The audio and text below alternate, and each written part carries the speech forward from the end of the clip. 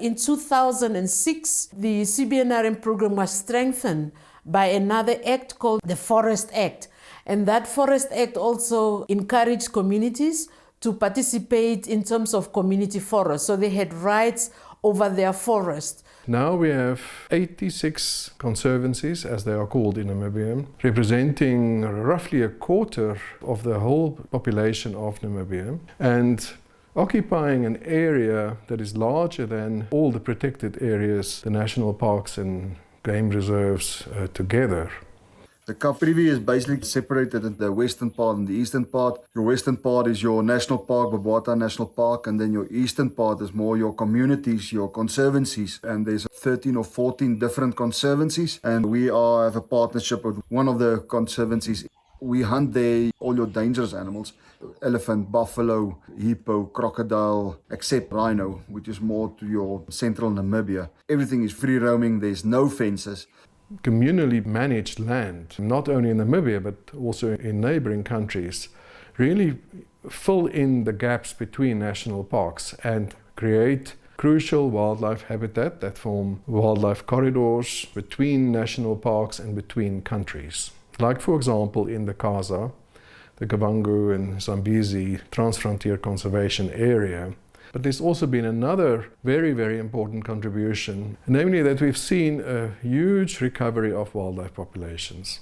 I think Namibia is now the only country with a substantial population of black rhinos that occur outside national parks on communal land, at a time where black rhinos are disappearing rapidly. Today, Namibia has more wildlife than at any time in the past 150 years, and the national wildlife herd stands at around 3 million animals.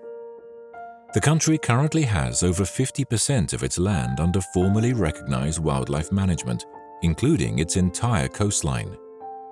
If Namibia had followed an animal rights-based, protectionist approach to wildlife management, only 8% of the current population would exist in a few isolated nature reserves.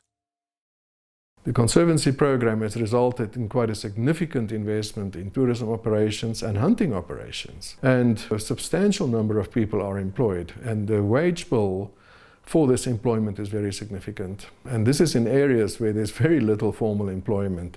Every employee, almost without exception, come from that same conservancy. And they all support their families, and a much larger number of people then benefit from this additional employment that was created. It's a couple of things that are heavily impacted by COVID-19.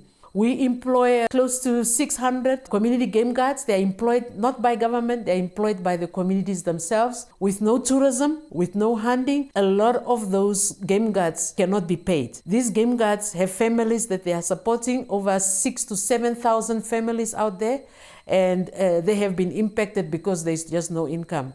We haven't had an income since the hunting season ended last year in October, November. And that's typically your operation in Namibia. Hunting season starts 1st of February until end of November. And then you kind of wait it out until next year, February, March, and you have all the expenses of the international shows that we visit and the marketing that we do there. And then February started and this bomb dropped on us. So there's absolutely no income at all. We just cannot pay their salaries anymore. We can't pay the electricity bills. You have to make a plan every month just to keep these running costs going.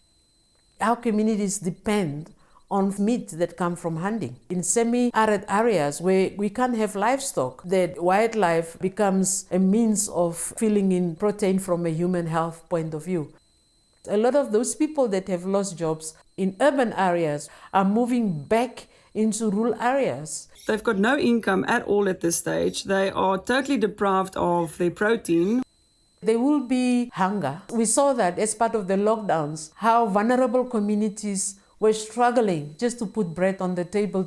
So obviously they will resort to some sort of killing at least to survive. We're going to have a total transformation of habitat again. People just wouldn't see the value in wild animals. They're going to try and do crop plantations, back to livestock farming as it were in the 1970s, 60s, 70s in Namibia, where wildlife had no value. It took us years, maybe over 30 years, to negotiate these contracts, setting up systems with these joint venture lodges, setting up hunting contracts, maintaining those contracts, build the capacity. For us to be able to maintain those habitats for wildlife, we have to be very innovative, but we might not get enough money as we used to get from tourism to maintain those wildlife habitats.